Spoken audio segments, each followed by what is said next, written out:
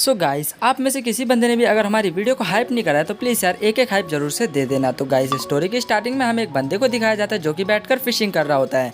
तभी उसके पीछे एक बंदा आता है जिसका नाम होता है एल्डेस। एल्डेस कहता है कि हे बच्चे, मैं तुम्हें एक मैजिक सिखाना चाहता हूँ। तो जिसके बाद वो उसे मैजिक सिखाने लगता है। तो यहाँ पर हमारा जो मेन कैरेक्टर इसका नाम गाइस एल है। तो यहाँ पर एल अपने मैजिक को काफ़ी सीखने के लिए बहुत प्रयास कर रहा होता है और वो फाइनली उस मैजिक को करने में सक्षम भी हो जाता है। तो यहाँ पर एल्डेस उसे हर एक चीज़ हर एक टिप्स एंड ट्रिक बताने लगता है और कहता है कि एक दिन जब कोई अपना खतरे में होगा तब तुम ये मैजिक यूज़ कर उसकी जान बचा सकते हो। तो तुम्हें ये मैजिक सीखना बहुत ज़रूरी है। अब जिसके बाद यहाँ पर एल्डेस काफ़ी ज़ोर लगाता है उस मैजिक को कंप्लीट करने के लिए। तो यहाँ पर वो जैसे ही मैजिक को कंप्लीट कर देता है तो एल्डेस को वहाँ पर बहुत ज़्यादा खुशी होने लगती है। और ये चीज़ देखकर तो हमारे एल को भी बिल्कुल भी बिलीव नहीं हो रहा होता है। लेकिन जिसके बाद एल्डेस कहता है कि वाओ, तुमने तो कमाल कर दिया। ये नॉर्मल मैजिक नहीं था, कोई बाकी बंदों को तो 1 महीने से ऊपर लग जाते हैं करने में, लेकिन तुमने इस मैजिक को तुरंत एक ही बार में एक्सप्लोर कर लिया एक अच्छे तरीके से। तो यहाँ पर एल कहता है कि क्या सच में मैं मैजिक यूज़ कर सकता हूँ। तो यहाँ पर एल्डेस कहता है कि चलो आज के लिए इतना लेसन, आज के लिए तुम्हारे लिए बहुत काफ़ी हुआ। तो यहाँ पर वो दोनों बैठकर फिशिंग करने लगते हैं। लेकिन यहाँ पर एल काफ़ी ज़्यादा गुस्सा करने लगता है और कहता है कि मेरे को और मैजिक सीखना था, तुमने ये लेसन यहीं पर ख़त्म कर दिया। तो यहाँ पर वो कहता है कि देखो आज के लिए इतना ही, अभी हमें फिशिंग करनी चाहिए।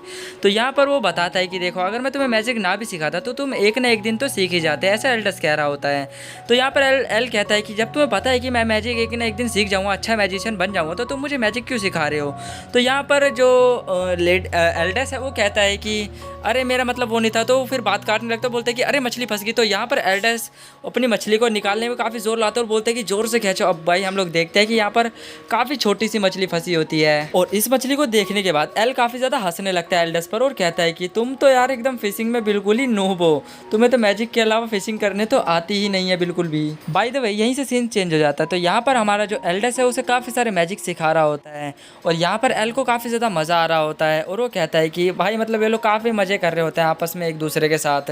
तो एल को भी काफ़ी ज़्यादा मज़ा आ रहा होता है। लेकिन एक दिन यहाँ पर एल्डेस कहता है कि देखो अब मैं तुम्हें मैजिक नहीं सिखा पाऊँगा क्योंकि मैं यहाँ से ये जगह छोड़कर जा रहा हूँ। तो यहाँ पर एल को थोड़ा यार दुख तो होता है। वो कहता है कि एल्डेस तुम जा क्यों रहे हो। तो यहाँ पर जो एल्डेस है वो कहता है कि देखो मुझे पता है कि तुम्हारी मम्मी ने मेरी बहुत मदद करी थी, तो मेरा इतना तो फ़र्ज़ बनता है कि मैं तुम्हें थोड़ा बहुत तो मैजिक सिखा ही सकता हूँ।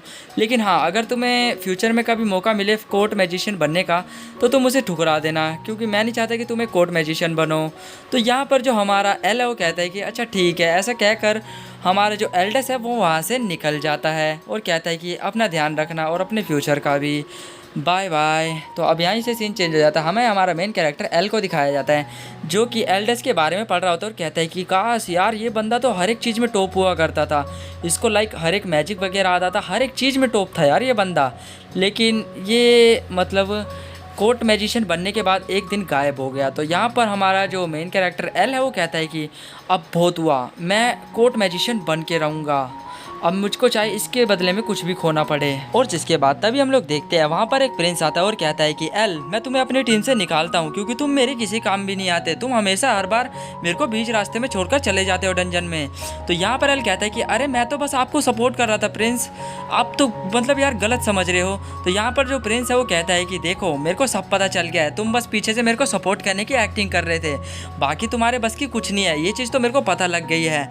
और मैं चाहता हूँ कि तुम मेरी टीम से निकल जाओ क्योंकि तुम यार सपोर्ट करने के अलावा और कुछ नहीं कर सकते, तुम्हारे बस की भी नहीं है किसी मॉन्स्टर से लड़ना। तो गाइस यहाँ पर ये जो लड़की है ये काफ़ी भड़का रही होती है प्रिंस को हमारे एल के खिलाफ।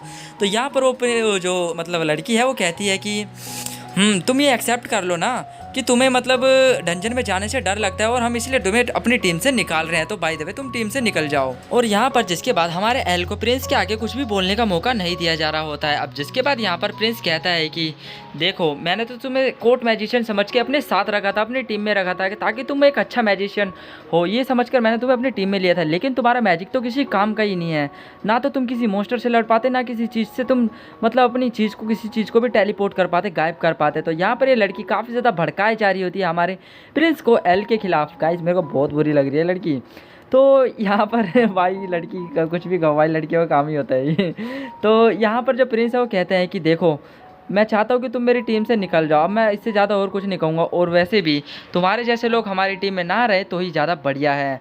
तो अब जिसके बाद यहाँ पर प्रिंस उसके पास आता है और उसकी कॉलर को ज़ोर से पकड़ने लगता है और कहता है कि देखो, मुझे नहीं लगता कि तुम्हारे जैसे मैजिशियन को इस कोट की ज़रूरत है। और जिसके बाद प्रिंस यहाँ पर एल की कोट पकड़ते हैं और उसकी कोट को वहीं पर फाड़ देता है और कहता है कि ये कोट एक कोट मैजिशियन के लिए होता है, ना कि तुम्हारे जैसे लल्लू पंजू मैजिशियन के लिए। तो तुम इसे उतार फेंको, तुम्हारे किसी काम का नहीं है ये कोट। और वो उसके वहाँ से भाई कोट उतार भी लेता है। तो यहाँ पर एल बेचारा थोड़ा सा नाराज़ होता है और कहता है कि यार, ये मैंने क्या कर दिया, ऐसे मेरे में क्या कमी थी। तो यहाँ पर प्रिंस बोलता है कि चलो अब यहाँ से चलने का समय आ चुका है, वैसे भी इन छोटे मोटे लोगों से मेरे को बात नहीं करनी। तो यहाँ पर हमें हमारे मेन कैरेक्टर एल को दिखाया जाता है, जो कि कुछ डंजन में जाने के लिए तैयारी के लिए लिख रहा होता है कि प्रिंस को इन सब चीज़ों की डंजन में अंदर जाने के बाद ज़रूरत पड़ेगी। तो वो यही सभी चीज़ों की तैयारी कर रहा होता है और वो अगले दिन जाकर यही सभी चीज़ बता देगा कि उन्हें इन सब चीज़ों की ज़रूरत पड़ने वाली है आगे जाके डंजन में।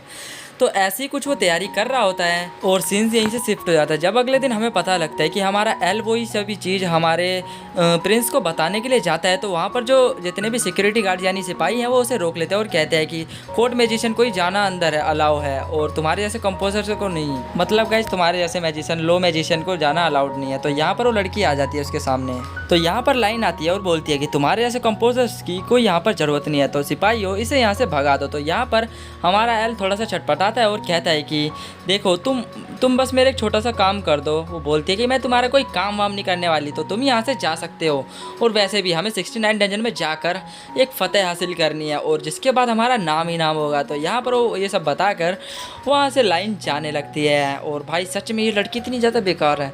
तो भाई जिसके बाद एल कहता है कि रुको एक मिनट, लाइन तुम मेरे लिए क्या उस प्रिंस को ये मतलब जो पर्चा है ये उसे पकड़ा सकती हो प्रिंस को। तो यहाँ पर जो लड़की है वो मुड़ती है और कहती है कि अच्छा ठीक है, तुम्हारी ये लास्ट विश तो मैं पूरी कर ही सकती हूँ।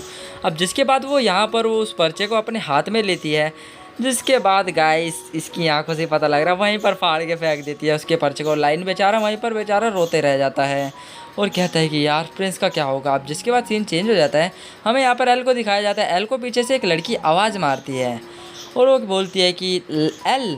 तो यहाँ पर वो जो लड़की है वो भागे भागे आकर हमारे एल को गले लगा लेती है और कहती है कि मैंने तुम्हें पता नहीं यार कितना ज़्यादा मिस करा तुम्हें शायर, यार ये बात तुम्हें पता ही नहीं है यार, कितना ज़्यादा मिस करा मैंने तुम्हें। अब ये दोनों एक जगह पर बैठे होते हैं। तो यहाँ पर एल बोलता है कि वैसे भी मैं तुम्हें 6 साल बाद देख रहा हूँ, मैं तुम्हें पहचान नहीं पाया था, सॉरी। तो गाइस इस लड़की का नाम है योरा। तो यहाँ पर जिसके बाद हमारा जो एल है वो कहता है कि मतलब वो सारी अपनी स्टोरी बताता है कि कैसे उसे कोर्ट मैजिशियन से कॉमनर में कन्वर्ट कर दिया गया।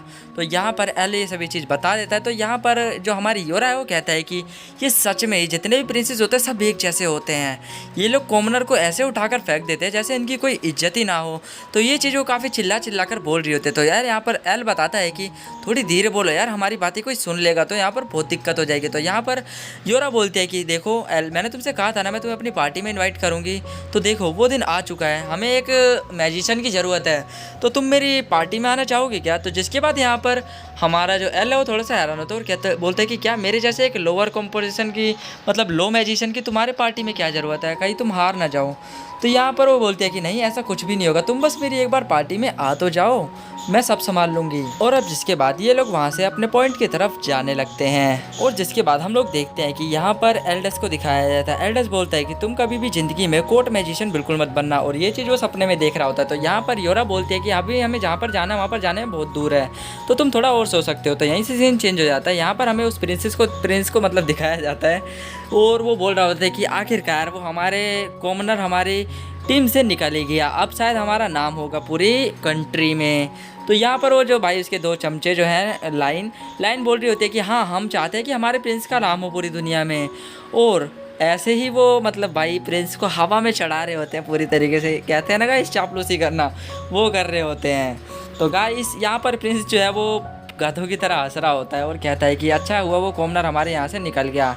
तो ये दोनों बताते हैं कि एल हमारे किंगडम को छोड़े हुए 5 दिन हो गए, वो 5 दिन से हमारे किंगडम से छोड़ के चले गया है। नेक्स्ट सीन में हम लोग देखते हैं यहाँ पर योरा एल को लेकर एक सिटी में आ जाती है और कहती है कि यहीं पे हमारा वो डंजन की प्रैक्टिस चालू होने वाली है। तो लेकिन उससे पहले मैं चाहती हूँ कि मैं तुम्हें एक एकेडमी में एडवेंचरर एकेडमी में तुम्हें एडमिशन दिला दूँ। तो यहाँ पर वो उसे एडवेंचरर एकेडमी में ले आती है और यहाँ पर रिसेप्शनिस्ट जो होती है वो बोलती है कि हम तुम्हें एडमिशन नहीं दे सकते, यानी एल को एडमिशन नहीं दे सकते क्योंकि उसे 2 साल का एक्सपीरियंस तो होना चाहिए यार, ऐसा पॉलिसी में लिखा हुआ था वहाँ की। तो यहाँ पर वो बोलती है कि देखो ऐसा नहीं हो सकता यार, देखो तुम यार ध्यान से पॉलिसी पढ़ो। तो यहाँ पर जो लड़की है वो बोलती है कि देखो तुम्हारे सामने की बात है, तुमने कुछ दिनों पहले एक लड़की को भेजा था जिसकी वजह से यहाँ पर ऐसी ऐसी बात है। तो यहाँ पर सीन चेंज हो जाता है यहीं पर। तो यहाँ पर हमारा एल जो है वो बोलता है कि तुम आराम से खाओ, बाकी बातें बाद में देखेंगे, बाद में देखेंगे। तो अब जिसके बाद यूरा कहती है कि अभी हम खाली बैठे थे तो चलो ना यार कुछ फन करते चल के। तो अभी ये लोग एक जंगल में आए थे जहाँ पर काफ़ी सारे इंसेक्ट इन पर हमला कर रहे होते हैं, लेकिन धीरे धीरे करके उन सभी इंसेक्ट की मात्रा बढ़ते जा रही होती है। यहाँ पर एल बेचारा कुछ नहीं कर पा रहा होता है, वो एक एक कर मार तो रहा होता है लेकिन यार वो ज़्यादा मतलब उतना असर नहीं पड़ पा रहा होता है। तो यहाँ पर योरा बोलती है कि तुम पहले जैसे एल नहीं हो, तो जिसकी वजह से तुम शायद इंसेक्ट को नहीं मार पा रहे। और यहाँ पर ये चीज़ जो है हमारे एल के दिल पे लग जाती है वो बात, और वो बोलता है कि यार इस लड़की ने मेरे को इतना तगड़ा ताना मारा। तो यहाँ पर जो योरा है वो उन सभी इंसेक्ट को मारने की काफ़ी ज़्यादा कोशिश कर रही होती है, लेकिन यहाँ पर काफ़ी सारे इंसेक्ट बड़े ही जा रहे होते, बढ़ते जा रहे होते लगातार। तो यहाँ पर एल बोलता है कि तुम अपना ध्यान रखो, मैं इन सबको संभालता हूँ पीछे से। लेकिन गाइस संभालना क्या है सबको, तो गाइस यहाँ पर हमारी योरा ही संभाल रही होती है और बोलती है कि एल मुझे लगता है कि तुमसे नहीं हो पा रहा, तो तुम शायद यार ये मैजिशियन छोड़ दो, मतलब ये डंजन छोड़ दो, तुम बाहर निकल जाओ, मैं इनको मार के आ जाऊँगी। तो अब जिसके बाद यहाँ पर एल को भाई ये बात फिर से चुप जाती है। तो यहाँ पर एल जो है वो अपने मैजिक को फिर से यूज़ करने की ट्राई करता है, और यहाँ पर वो अपने मन में सोचता है कि मैं कोई कोर्ट मैजिशियन नहीं हूँ, मैं किसी के बंद के काम नहीं कर सकता। तो यहाँ पर वो काफ़ी तगड़ा वाला मैजिक यूज़ करने की प्लानिंग करता है, और जिसके बाद यहाँ पर वो काफ़ी बड़े तरीके से मैजिक से यूज़ करता है और वहाँ पर सभी इंसेक्ट को मार गिराता है एक एक कर। लेकिन तभी हम लोग देखते हैं वहाँ पर एक काफ़ी बड़ा इंसेक्ट ज़मीन में से निकल कर आता है, और वहाँ पर वो इंसेक्ट जो है वो हमारी योरा को मुंह में दबा लेता है। और वो हमारा जो एल है वो कहता है कि मैंने सुना था कि तुम्हें काफ़ी अच्छा मैजिक आता है यूज़ करने के लिए। तो यहाँ पर वो योरा बोलती है कि हाँ मेरे को भी पता है कि तुम्हें भी एक अच्छा मैजिक यूज़ करने आता है, काफ़ी टेलीपोर्टेशन वाला, तो मैं चाहती हूँ कि हम दोनों वो मैजिक जो है वो मिलकर एक साथ यूज़ करें। तो यहाँ पर एल कहता है कि हाँ अब टाइम आ चुका है, हमको वो मैजिक एक साथ यूज़ करना चाहिए। तो जिसके बाद यहाँ पर ये लोग अपने मैजिक यूज़ करने की तैयारी करने लगते हैं। एल भी अपना मैजिक को काफ़ी अच्छे तरीके से रिप्लेस करता है, और वो यहाँ पर उसकी जान बचाने में सक्षम हो जाता है। और यहाँ पर जो योरा है वो ये सभी चीज़ देखकर बहुत ज़्यादा खुश हो जाती है और बोलती है कि तुम्हारा शुक्रिया एल, मैं इसी वाले एल की तो बात कर रही थी, पुराने वाले एल की, नया वाला एल तो बिल्कुल बेकार है मेरे लिए। तो फाइनली हमने इस डंजन को क्लियर कर लिया। तो यहाँ पर हमें एक लड़का और लड़की दिखाई जाती है, और यहाँ पर योरा को भी दिखाया जाता है। ये लोग फिर से एक डंजन में आए होते हैं, जिसके बाद यहाँ पर ये इनको 3 मोस्टर घेर लेते हैं, और यहाँ पर एक एक कर ये इन सभी मोस्टर्स को मारने की ट्राई कर रहे होते हैं। बट ये मोस्टर काफ़ी ज़्यादा बड़े होते हैं इन सभी के आगे। इस बार गाइस लग रहा है एल नहीं आया तो यहाँ पर ये मोस्टर नहीं गाइस आया है, एल आया है तो एल यहाँ पर अपने मैजिक को यूज़ करता है और सभी मोस्टर्स को मार गिराता है एक साथ। सो गाइस ये था इस एनिमे का ये पार्ट 1। तो गाइस अगर आपको पार्ट 2 देखना है तो इस वीडियो पे यार कम से कम 300 लाइक तो करवा ही दो। तो गाइस आगे एक और एनिमे एक्सप्लेन कर रखा है, उसे भी जरूर से देख के जाना। और अगर आप में से किसी बंदे ने भी इस वीडियो को हाइप नहीं करा है तो भाई यार ज़रूर से हाइप कर देना, तो अपने नेक्स्ट वाले एनिमे को एंजॉय करने के लिए रेडी हो जाओ। तो एंजॉय दिस एनिमे। कहानी की स्टार्टिंग में हमें हमारे मेन कैरेक्टर लॉयड को दिखाया जाता है, और उसे यहाँ पर कोई टीचर जो होती है उसकी वो उसे मैजिशियन मतलब पावर सिखा रही होती है, और वो कहती है कि हे लॉयड तुम ऐसे आग जला के दिखाओ मुझको। तो फिर यहाँ पर लॉयड काफ़ी ज़्यादा कोशिश करता है और कहता है कि देखो मैं मास्टर मैं पूरी कोशिश करूँगा ट्राई करने की। और वो ऐसा करता है तो लेकिन वो भाई मतलब अपनी टीचर को निराश कर देता है वहाँ से। और जिसके बाद वो ट्राई करता है और उससे आग जल भी जाती है, और जिसके बाद वो अपने मास्टर को आग जला कर दिखाता है। उसकी टीचर ये देखकर काफ़ी ज़्यादा खुश होती है और वो उसकी आग को फूंक मार के बुझा देती है। अब जिसके बाद वो उसे असली आग जला के दिखाते हैं और बोलते हैं कि अभी तो तुम्हें और कुछ भी करना बाकी है। तो यहाँ पर लॉयड काफ़ी ज़्यादा परेशान हो जाता है। अब जिसके बाद अगले दिन उसे वो यहाँ पर वाटर मैजिक सिखाने लगती है लॉयड को। तो लॉयड भी उसे करने में थोड़ा सा मतलब सफल हो जाता है, और वो कहता है कि देखो मास्टर मैंने कर दिखाया। तो यहाँ पर वो जो हमारी क्या बोलते हैं मास्टर जो है वो कहती हैं कि देखो अभी तो तुम्हें और कुछ भी करना बाकी है। और वो यहाँ पर उसे काफ़ी बड़ा पानी का फव्वारा निकाल कर दिखा देती है, जिससे लॉयड कहता है कि अरे यार ये हर बार मेरे पीछे क्यों पड़ जाती है। अब जिसके बाद यहाँ पर हमें पता चलता है कि वो उसे टोर्नेडो का मैजिक सिखा रही होती है, यानी बाउंडर बनाना। तो यहाँ पर लॉयड वो बना के दिखाया था, तो यहाँ पर वो उसे तगड़ा वाला बाउंडर बना के दिखाती है। तो यहाँ पर मास्टर कहती है कि अभी तो तुम्हें और कुछ भी सीखना बाकी है। तो ऐसे ही करते करते हमारे लॉयड की जो ट्रेनिंग है वो विंटर तक पहुँच जाती है, और यहाँ पर वो विंटर की तरह अपनी मास्टर का जो है वो पुतला टाइप का बनाया था। तो यहाँ पर मास्टर ये चीज़ देखकर खुश हो जाती है और वो अपने पुतले को कमांड करती है और लॉयड को अपने हाथ से पकड़ लेती है। अब जिसके बाद यहाँ पर वो कहते हैं कि लॉयड अभी तो तुम्हें और कुछ भी सीखना बाकी है। तो वो कहते हैं कि जी मास्टर, मैं अपनी पूरी कोशिश करूँगा कि मैं अच्छे से मतलब अब प्रैक्टिस कर सकूँ। अब अगले दिन यहाँ पर उसकी मास्टर की तबीयत ख़राब हो जाती है, और अब जिसके बाद लॉयड अपनी मास्टर मर्लिन को अपनी हीलिंग मैजिक की मदद से ठीक करने की कोशिश करता है। और यहाँ पर उसकी टीचर ये सब चीज़ देखकर काफ़ी ज़्यादा खुश हो जाती है और गले लगाती है और कहती हैं कि लॉयड तुम हीलिंग मैजिक में कितने ज़्यादा अच्छे बन चुके हो। अब जिसके बाद यहाँ पर वो किताब वगैरह कुछ पढ़ रही होती है, तो यहाँ पर वो किताब उसके हाथ से छूट के गिर जाती है अचानक से मर्लिन के हाथ से। तो वो किताब हमारा जो लॉयड है वो उठाने लगता है, लेकिन उठाते ही जो वो मतलब किताब जैसे उठाता है उसके माइंड में पूरा अलग टाइप का रीड होने लगता है, यानी वो बुक पूरी तरीके से उसके माइंड में खुल जाती है। तो यहाँ पर ये चीज़ मर्लिन को बात पता चल जाती है कि ये कोई आम बच्चा नहीं है, इसके पास भी कुछ पोटेंशियल पावर्स है। तो यहाँ पर वो कहती है कि मैंने जो गलती करी है वो मैं इस लॉयड को गलती करने बिल्कुल भी नहीं दूँगी, क्योंकि वो अपनी पावर पर कंट्रोल रख सके, मैं उसे ऐसा बना के रहूँगी। अब जिसके बाद वो उसके पास चुम्मा दे के मतलब माथे पे वो वहाँ से निकल जाती है। और अब जिसके बाद यहाँ पर अगले दिन हम लोग देखते हैं कि वो अपने हीलिंग मैजिक की वजह से काफ़ी मतलब फ्रूट्स वगैरह को बड़े करने लगता है। तो यहाँ पर वो अपने टीचर को ये सभी चीज़ बता रहा होता है। टीचर कहते हैं कि वाह तुम तो काफ़ी ज़्यादा मतलब अच्छे होते जा रहे हो धीरे धीरे मैजिशियन में, लेकिन तुम्हें अभी बहुत कुछ सीखना बाकी है। तो भाई ऐसे मतलब भाई टीचर का तो काम ही होता है अपने शिष्य को मतलब ऊपर बढ़ाना, तो भाई ऐसे ही कुछ कर रही होती है। तो अब जिसके बाद यहाँ पर हमारे जो लॉयड है वो बैठा रहता है और कहता है कि मुझे मॉन्स्टर से कैसे लड़ना आएगा। तो यहाँ पर मर्लिन है वो कहती है कि देखो तो मॉन्स्टर से लड़ना है ना, तो यहाँ पर तुम्हें उसके पोटेंशियल के बीच में फ़र्क जानना होगा कि मॉन्स्टर तुमसे कितना बड़ा है और तुम्हारे पे कितनी पावर है। अब जिसके बाद यहाँ पर लॉयड आ जाता है मैजिशियन पावर को अपनी मतलब मजबूत करने के लिए, लेकिन वो मैजिक ढंग से नहीं कर पा रहा होता। तो मर्लिन कहती है कि अच्छा थोड़ी और तेज़ करो मैजिक को, तुम बहुत धीरे कर रहे हो, बहुत स्लो हो तुम। तो यहाँ पर वो कहते हैं कि ये माना क्रिस्टल किस टाइप के होते हैं। तो यहाँ पर जो हमारी मर्लिन है वो बताती है कि माना क्रिस्टल डीमंस को मारने के बाद मिलते हैं, तो इसी से ही हमें मतलब अपना गुजर बसर करना रहता है। तो ऐसे ही दिन बीतते चले जाते हैं। तो यहाँ पर जो मर्लिन है वो उसे जंगल में छोड़ देती है अकेला हमारे लॉयड को। और अब जिसके बाद मर्लिन उसे कहती है कि तुम्हें 1 वीक तक इस जंगल में सर्वाइव करके अपने घर तक पहुँचना होगा, और ऐसा बोलकर वो वहाँ से 9-11 हो जाती है और उसके हाथ में एक नाइफ थमा देती है। और गाइस मैं आपको लोग बता दूँ इस जंगल में काफ़ी भयानक मॉन्स्टर है, और यहाँ पर उसके जाते ही एक मॉन्स्टर हमारे लॉयड पर अटैक करने लगता है। बट लॉयड जो है वो मैजिक स्किल की वजह से अपने उस पर पेड़ पर चढ़ जाता है और वो कहता है कि यार यहाँ पे तो बहुत सारे मॉन्स्टर हैं, मैं यहाँ पर क्या करूँगा।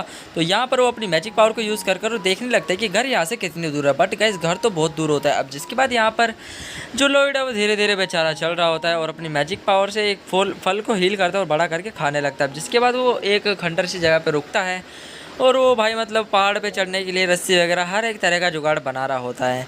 और एक रात तो वो पेड़ के अंदर रुकता है और वो यहाँ पर अपने भागने की स्ट्रेंथ को बढ़ा रहा होता है, और वो ऐसा करते करते काफ़ी आगे तक पहुँच जाता है। अब जिसके बाद यहाँ पर उसे एक लकड़ी पड़ी हुई मिलती है और उसके ऊपर एक अचानक से मकड़ियाँ गिरती है, और वो मकड़ी को देख के थोड़ा सा डरता है, लेकिन वहाँ से वो भाग जाता है तुरंत।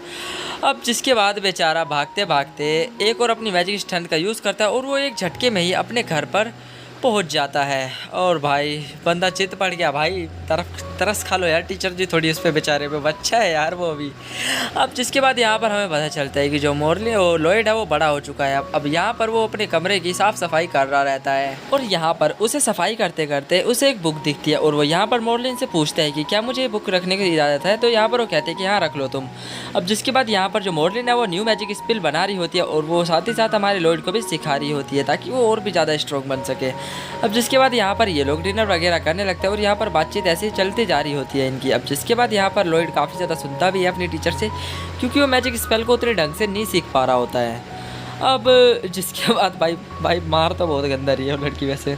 तो अब जिसके बाद यहाँ पर वो बुक को वगैरह को पढ़ने लगता है, बट यहाँ पर वो देखती है कि लॉयड तो है ही नहीं, तो वो बुक वगैरह को देखती है। तो हम नेक्स्ट सीन में हम लोग देखते हैं ये वहाँ पर उस शहर में आ जाता है जिस शहर की ये बुक पढ़ रहा होता है। तो यहाँ पर लॉयड देखता है कि अरे वाह यहाँ पर कितना अच्छा नज़ारा है। अब जिसके बाद यहाँ पर इसके मुंह पर एक पर्चा सा आकर लगता है और वो उस पर्चे पे लिखा होता है कि एक एडवेंचरर्स की ज़रूरत है, एडवेंचरर हायर, मतलब एडवेंचरर्स की ज़रूरत है लोगों को। और वो यहाँ पर ये सभी चीज़ को काफ़ी अच्छी तरीके से नोटिस कर रहा होता है। बट यहाँ पर वो एडवेंचरस को लड़ता हुआ देखकर काफ़ी ज़्यादा हैरान रहता है और कहते हैं कि ओह, तो एडवेंचरस ऐसे लड़ते हैं क्या। तो यहाँ पर एक एडवेंचरस बोल रहा होता है अपने टीममेट्स से कि मुझे जल्दी से हील करो, मैं वरना ऐसी मतलब भाई मतलब चले जाऊँ यार, जल्दी हील करो मेरे को। तो अब यहाँ पर ये जो लड़का है ये हील हो जाता है और वहाँ पर वो जो लड़की है वो सबको हील कर रही होती है। वो भाई इस बेचारे के तो आँख पे मार देती है।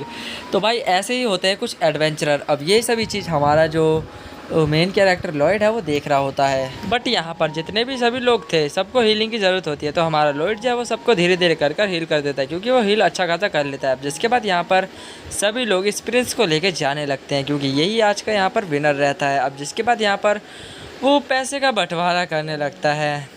लॉयड अपने वहाँ से पैसे लेकर चुपचाप निकल जाता है और प्रिंस से फालतू मतलब बातें वगैरह नहीं करता, वो चले जाता है।